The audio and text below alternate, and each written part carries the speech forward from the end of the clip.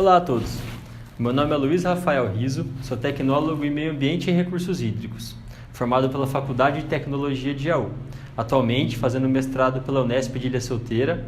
O programa se chama Prof. Água, é um mestrado profissionalizante criado pela Agência Nacional de Águas e pela CAPES. O mestrado é oferecido atualmente em 6 universidades públicas do país, estaduais e federais. O programa é Gestão e Regulação de Recursos Hídricos. Fui convidado para ministrar essa palestra pela professora Juliana, agradeço muito a oportunidade. O assunto do nosso tema de hoje é Bacia Hidrográfica, Gestão e Planejamento de Recursos Hídricos. Um tema muito importante no nosso país e no mundo, devido às crises hídricas, à alta demanda e à grande necessidade de fazer uma boa gestão dos recursos.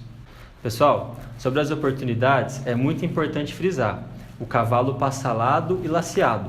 Se a gente não montar, outra pessoa monta. Então vamos aproveitar a oportunidade, aproveitar as palestras, o evento todo, trocar ideia com os nossos colegas, com os nossos amigos e desenvolver nessa área, porque é um assunto muito importante, de grande relevância. Nós somos da área ambiental, né? Conhecemos a situação, a realidade do país que nós estamos vivendo nos tempos atuais. E diversos são os motivos para a gente justificar o nosso trabalho, justificar os nossos estudos, as nossas ações, as novas formas de política, para a gente conseguir fazer uma boa gestão dos recursos hídricos. Recentemente, em São Paulo, tivemos uma crise hídrica muito significativa. Acho que nunca na história do Brasil tivemos uma crise tão séria quanto a que nós tivemos em São Paulo agora. E existem diversas justificativas, né, para o que aconteceu lá, mas o foco dessa discussão não é encontrar justificar o que aconteceu, mas só para a gente pegar o cerne da questão e perceber como que o planejamento, como que a gestão dos recursos hídricos é importante, né? Só para contextualizar, a gente tem nosso salário. Como é que a gente define como que a gente vai gastar o nosso dinheiro, né? A gente vê quanto a gente ganha, quanto nós temos de dinheiro, quanto nós precisamos o que nós precisamos comer, transportar, o que nós precisamos comprar, e aí usamos o nosso dinheiro, né? De uma forma que não falte, que sobre dinheiro, que a gente consiga guardar um pouquinho de dinheiro e atender todas as nossas necessidades, as principais necessidades. E a água não é diferente, é a mesma coisa. A gente tem que analisar quanto de água a gente tem, quanto nós precisamos e como que nós vamos usar esse recurso, né? Bom, primeiramente, é importante a gente falar de uma coisa fundamental para a gente falar de recurso hídrico, que é onde a gente usa o recurso hídrico, o local onde a gente faz uso disso, que é a bacia hidrográfica, gente. E o que é a bacia? Acho que todo mundo aqui deve ouvir muito falar de bacia hidrográfica, né? Deve ser uma coisa até cansativa de ouvir. Mas a bacia hidrográfica, só para a gente alinhar o nosso conhecimento, né? Para a gente ficar alinhado, tá falando a mesma língua, é um pouco mais difícil por vídeo. Se fosse pessoalmente, a gente eu estaria vendo vocês estariam me vendo pessoalmente. A gente vê, às vezes a pessoa não está entendendo, ou vê que está falando coisa que todo mundo já sabe. Então, mas enfim, né? Vamos brevemente falar aqui de bacia hidrográfica. A bacia hidrográfica é uma unidade geográfica, uma região geográfica, onde ela tem uma declividade. E a bacia hidrográfica ela vai ser delimitada a partir dos pontos mais altos, né? Imagina um círculo assim, ela pode ser circular, ela pode ser quadrada, ela pode ser triangular, ela pode ter diversas formas. O que importa realmente é o quê? Que a partir do ponto mais alto da bacia hidrográfica, todo o relevo vai descendo e vai levar para um ponto mais baixo. Lá no ponto mais baixo é onde passa o rio. Aliás, pode ser um riacho, pode ser um córrego, pode ser um rio gigante, mas é lá que vai ser o ponto mais baixo da bacia hidrográfica, onde passa o rio. E vamos lá. Vamos pensar agora nas chuvas, né? Porque a chuva, o que é a chuva? A chuva é o meio de abastecer o nosso continente de água, né? É claro que a água doce também evapora e também precipita, mas a grande maioria da água doce que nós temos no nosso continente hoje, aqui que a gente está usando nesse momento, ela vem dos oceanos, né? O sol aquece a superfície da água do oceano, evapora essa água e se formam grandes massas de água, né? Ela vem através de nuvem para o continente, esfria e precipita, e chove. Quando precipita essa água, Que pode acontecer, né? A gente já sabe, mas vamos lá. Ela pode escoar superficialmente, né? Ela pode infiltrar no solo e ela pode evaporar. Na verdade, as três coisas vão acontecer. Vai acontecer o processo de escoamento superficial, vai acontecer o processo de infiltração no solo. Essa infiltração vai abastecer o rio, os riachos, os córregos, os lagos e também, muito importante, a gente não pode deixar de falar, né? Vai abastecer os aquíferos subterrâneos, né? Os aquíferos, aquífero Guarani, aquífero Bauru, Serra Geral. Tem aí uma infinidade de aquíferos que a gente poderia ficar um dia inteiro só falando deles, né? Mas vamos se atentar por enquanto à bacia hidrográfica, que eu viajo, às vezes eu pulo para outro assunto. Tem a bacia hidrográfica, tem a chuva, né? A água vai escorrer superficialmente, ela vai infiltrar para abastecer os rios, os lagos, os aquíferos.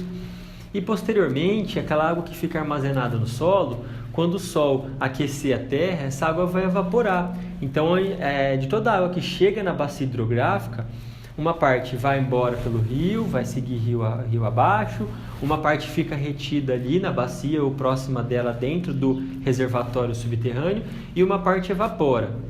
E junto com essa parte que evapora, também tem uma parte que é transpirada pela planta. Por isso que nós chamamos de evapotranspiração, porque uma parte da água que volta para a atmosfera volta pela evaporação e a outra parte pela transpiração das plantas. Aí a gente tem assim evapotranspiração. Também é muito importante, porque proporciona a umidade do ar agradável, boa para nós, né? O que acontece na bacia hidrográfica? Se a gente pensar numa condição natural de bacia hidrográfica, o que nós vamos ter? Nós vamos ter florestas, vamos falar de biomas, teremos biomas. Aí os biomas são variáveis, né? Nós temos cerrado, temos caatinga, mata atlântica, floresta amazônica, temos o pâmpano, que é no Rio Grande do Sul, temos diversos biomas. Os biomas são a vegetação que cobre a bacia hidrográfica. O que aconteceu? Quando a gente começou a construir casa, quando nós começamos a cuidar da nossa civilização, inevitavelmente a gente fez as cidades. Nós asfaltamos, nós construímos casas, telhados, tiramos a vegetação nativa. Então a gente tirou uma proteção natural da bacia hidrográfica e substituímos isso por uma coisa nossa, que é bom para nós, só para o nosso uso, para o uso humano, que é o asfalto, as áreas impermeáveis, os telhados. Então quando chove, a água água da chuva não tem aquele processo de amortização, né, que as folhas, a arvorezinha parada ali, quando a chuva cai, a água para na árvore, né, vai devagarzinho, ela vai chegando no solo, vai infiltrando, e uma pouca quantidade de água escoa superficialmente, vai para o rio. Não, esse processo mudou, esse processo ficou mais intenso, esse processo ficou um pouco mais agressivo com a retirada da vegetação nativa.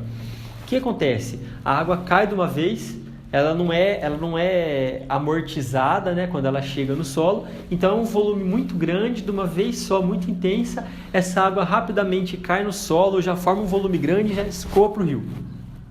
Pum! Né? Não é uma coisa natural, uma coisa devagar, suave, é uma coisa intensa e rápida.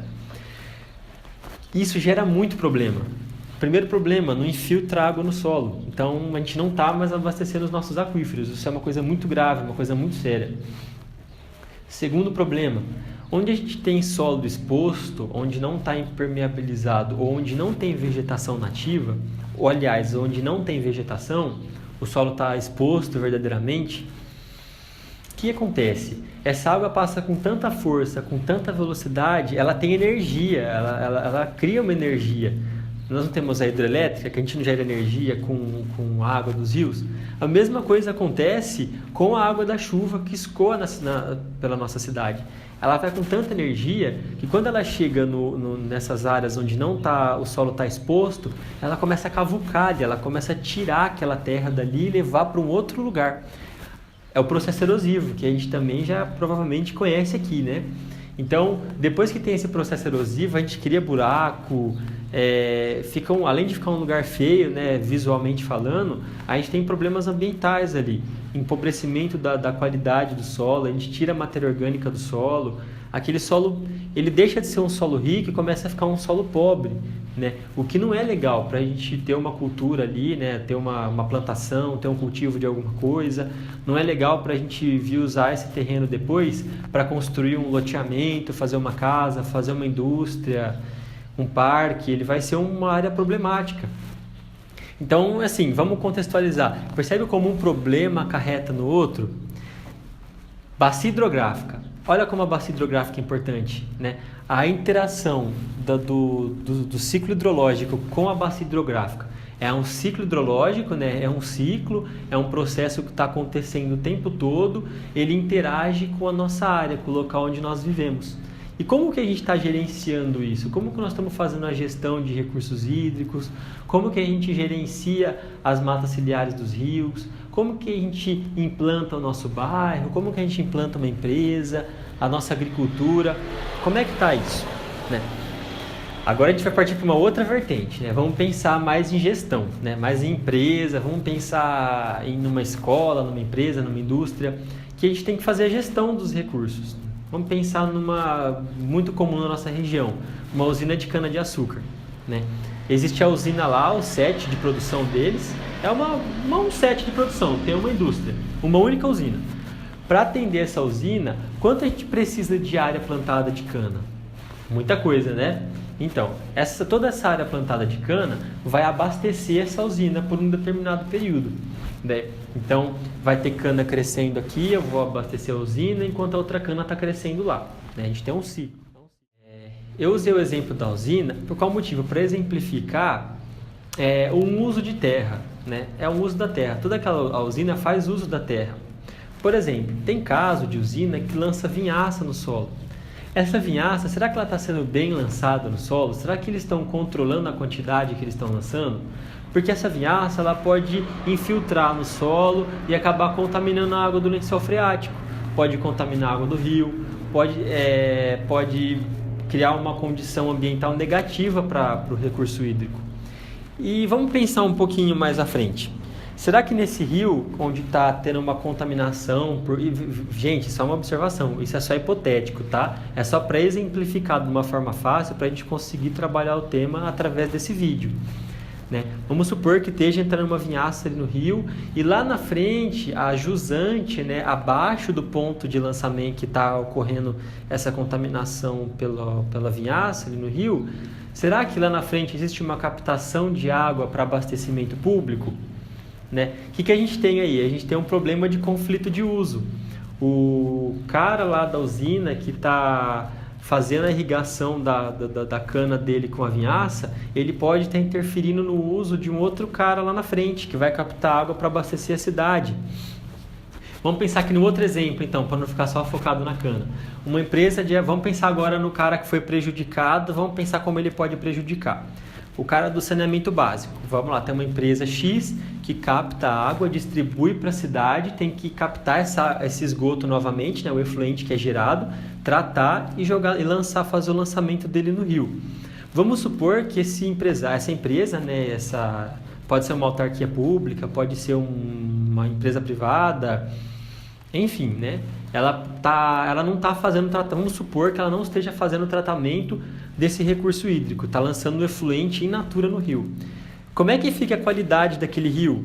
Será que as pessoas vão poder pescar nesse rio? Será que as pessoas vão poder ter contato físico, ter lazer, ter qualquer tipo de lazer, recreação nesse rio? Né? Olha só, a gente está tendo um outro caso agora, um outro uso interferindo num outro uso, né? O usuário do saneamento básico está interferindo na recreação, no lazer, na pesca. E uma outra coisa muito importante, que eu não falei até agora, mas olha só, tem um direito que a gente não costuma falar muito, que é o direito da vida que existe no rio. Será que às vezes a nossa gestão, o nosso uso, a forma como a gente trata o recurso hídrico, a gente respeita a vida presente ali? O peixe, as algas, os animais que bebem água daquele rio, os pássaros que vão ali tomar banho. Será que a gente respeita isso? Será que a nossa gestão está sendo focada nisso? Nós começamos a perceber que um usuário interfere no outro usuário. Um outro exemplo comum também que a gente pode usar para falar de bacia hidrográfica e uso de recursos hídricos, um exemplo, a região metropolitana de São Paulo. Como é que São Paulo consegue abastecer? cerca aí de 11 milhões de habitantes, né? Será que naquela região eles têm água para fazer isso? Não, não tem, né? Tanto que São Paulo pega um pouco de água de Minas Gerais, pega um pouco de água do PCJ, né? Que são os rios Piracicaba, Capivari e Jundiaí. Como é que faz, né, para abastecer? Eles transportam água de uma bacia hidrográfica para outra bacia hidrográfica. Aqui eu tenho uma bacia, aqui eu tenho outra bacia. Eu vou pegar daqui e trazer para cá, tem aqui e vou trazer para cá, né? Então, quer dizer, olha como é que a gente faz uso dos recursos hídricos, como que a gente está sempre, a todo momento, fazendo uso deles. E a gente fala da gestão para entender como que a gente vai fazer a gestão dos recursos hídricos de forma a garantir que quando a gente fizer esse uso não vai prejudicar lá o rio Capivari, não vai prejudicar o rio Jundiaí. Como que nós vamos usar a água sem prejudicar a condição de vida, a condição de existência daquele rio? Como que nós vamos fazer isso?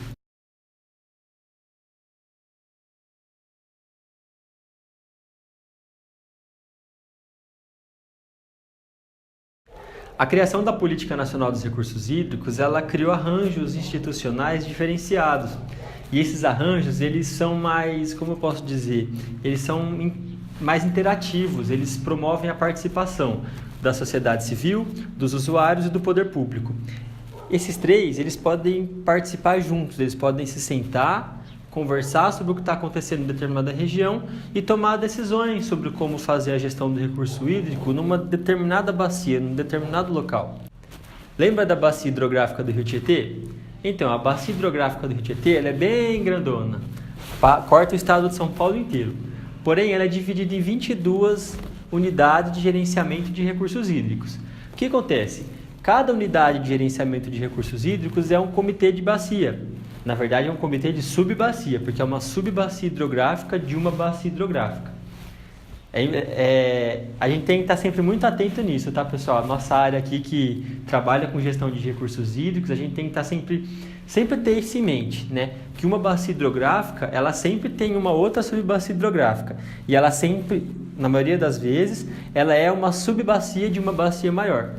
Lembra sempre disso, tá? É muito importante. Então, essas sub-regiões, né, dos comitês de bacia, cada uma toma a sua decisão baseada na economia, nos usos que tem na bacia. Também o solo é diferente, a pluviosidade é diferente, o clima às vezes varia um pouco. Essa foi a grande sacada da Política Nacional de Recursos Hídricos, promover essa liberdade, essa flexibilidade para que cada unidade consiga fazer a sua gestão, de acordo com a necessidade local. Com a criação dos comitês de bacia hidrográfica, fica muito mais fácil a gente fazer a gestão dos recursos hídricos. Foram criados novos princípios da gestão das águas no Brasil. Por exemplo, gestão descentralizada, integrada e participativa. A bacia hidrográfica passa a ser a unidade territorial de planejamento e gestão das águas. A água passa a ser reconhecido como um bem público dotado de valor econômico. E foram criados também instrumentos de planejamento e regulação, sempre por bacia hidrográfica. E também foi instituído os instrumentos econômicos para a gestão das águas, por exemplo, a cobrança pelo uso dos recursos hídricos. Existem diversos tipos de bacia hidrográfica. Pode ser uma bacia de menor ordem e uma bacia de maior ordem. Podemos ter um riacho, podemos ter um rio, podemos ter um grande rio, como por exemplo o Rio Amazonas. O Rio Amazonas é uma bacia hidrográfica, mas aquele riacho que passa no sítio do seu amigo também é uma bacia hidrográfica. Então, como que a gente trata essas bacias? Né? Existem bacias de menor ordem e maior ordem. Por exemplo, o Brasil é dividido em 8 regiões hidrográficas. Por exemplo, o Rio Amazonas é uma região hidrográfica, o Rio Tocantins é uma região hidrográfica, o Rio Paraná é uma região hidrográfica. Enfim, né? Vou usar um exemplo aqui para ficar mais claro para nós. O Rio Paraná, um afluente muito famoso do Rio Paraná. Rio Tietê, que nasce lá próximo de São Paulo e desemboca aqui na divisa com o Paraná, no Rio Paraná. O Rio Tietê ele é dividido em 22 regiões hidrográficas, 2 UBRs, Unidade de Gerenciamento de Recursos Hídricos. E é muito importante fazer essa divisão, porque cada região tem uma característica econômica, tem usos prioritários, tem irrigação em um lugar e não tem em outro, eu tenho indústria num lugar, mas não tem em outro, eu tenho uma população maior num lugar, uma população menor em outro. Então, como que a gente pode promover essa gestão de recursos hídricos de uma forma genérica, que uma lei que se aplique a todos os lugares, a todas as pessoas? É um desafio muito grande. Em 1997, gente, aqui no Brasil, foi instituída a Política Nacional de Recursos Hídricos, a Lei 9433 de 1997. Política muito importante, é uma política, de certo modo, até inovadora aqui no Brasil. É um processo que já vinha acontecendo com todos os encontros, todos os eventos a nível mundial que tivemos, né, meio ambiente e recursos hídricos, que trouxeram essa nova forma de entendimento até o ponto de criação dessa política. O que é? É promover uma gestão integrada dos recursos. O que é a gestão integrada? Nós temos usuários, que são indústrias irrigantes, empresas de saneamento básico, temos o poder público, que é responsável por fazer o gerenciamento e a gestão e a regulação do uso dos recursos hídricos, e a sociedade civil, que são as universidades, as ONGs, enfim, né? Todas as organizações que têm um vínculo direto, que necessitam do uso dos recursos hídricos. Então, a Política Nacional de Recursos Hídricos, ela promove essa integração entre os usuários, que é o poder público, a sociedade civil e as empresas. Existem alguns elementos que são obrigatórios para a criação desse plano de recursos hídricos da bacia hidrográfica. Por exemplo, é indispensável fazer o cálculo da demanda de água pela disponibilidade de água disponível na bacia. É como o nosso salário, né? A gente não pode sair gastando sem saber quanto a gente tem. Então, para fazer o plano de recurso hídrico da bacia hidrográfica, precisa fazer esse balanço, quanto eu tenho de água e quanto eu vou consumir de água. Precisa repercutir sobre as políticas públicas existentes local, né? A política pública federal, estadual e, em alguns casos, existem as municipais também. Então, o comitê precisa discutir essas políticas e inseri-las no plano para ele estar mais claro, para estar mais... ficar as informações todas centralizadas no plano. É importante fazer uma prospecção futura, né? 10 anos, 20 anos, 30 anos, como é que vai estar o uso da água na cidade? A população hoje tem X habitantes, quantos habitantes vai estar daqui 10 anos, daqui 20 anos? Indústrias, existe perspectiva da chegada de novas indústrias na cidade? Todos esses fatores precisam ser computados. Análise climatológica, como está o clima, qual é a precipitação média anual, tem variação grande, não tem? Também, propor e definir as áreas de interesse em preservação dos recursos hídricos. O que é isso? Bom, há um tempo atrás, alguns anos atrás, a maioria dos municípios captava água de superfície. Era o rio, fazia o tratamento na ETA e distribuía para a cidade. Hoje é muito comum, gente, em várias cidades, Jaú, Bauru, Ribeirão Preto, aqui em Tupã mesmo, devemos ter poços. Os poços profundos, eles estão captando água dos aquíferos. Guarani, Serra Geral, Bauru, Botucatu, enfim. A gente está captando muita água de aquífero. Então, o plano de recurso hídrico da bacia hidrográfica, ele pode delimitar as áreas que são de interesse para promover a qualidade e a quantidade da água. Uma zona de recarga de aquífero, as áreas de proteção permanente dos rios, tudo isso tem que estar constando no plano de recursos hídricos de bacia hidrográfica, que é aprovado pelo Comitê de Bacia. E também ele tem que ter programas e projetos que vão garantir que como é que eu posso dizer, esse gerenciamento dos recursos hídricos, esse plano de ação, as metas que foram estabelecidas, elas têm que ser implantadas. E para acontecer isso, tem que estar constando no plano quais são os programas, quais são os projetos, quais são os meios que vão ser utilizados para a gente alcançar esses objetivos, essas metas que foram propostas. Todas as informações que nós trabalhamos aqui foram brevemente trabalhadas. Elas foram coletadas do Caderno de Capacitação de Recursos Hídricos, que são 8 volumes e são disponibilizados gratuitamente no site da ANA. Eu vou deixar o link aqui embaixo para vocês acessarem depois, fazerem download desse material e estudarem um pouquinho mais sobre comitê de bacia e a forma de gestão, regulação e planejamento dos recursos hídricos. Aqui nós estamos falando brevemente, só para introduzir o assunto, né? É necessário um estudo muito grande para a gente ter o conhecimento desse tema, né, que é relativamente novo quando a gente trata de gestão, regulação, a nível de governo, é relativamente novo. Nós estamos aí com 20 anos, né, desde a criação da Política Nacional de Recursos Hídricos. A Agência Nacional de Águas foi criada no ano de 2000, em julho de 2000, então é relativamente nova, uma adolescente ainda.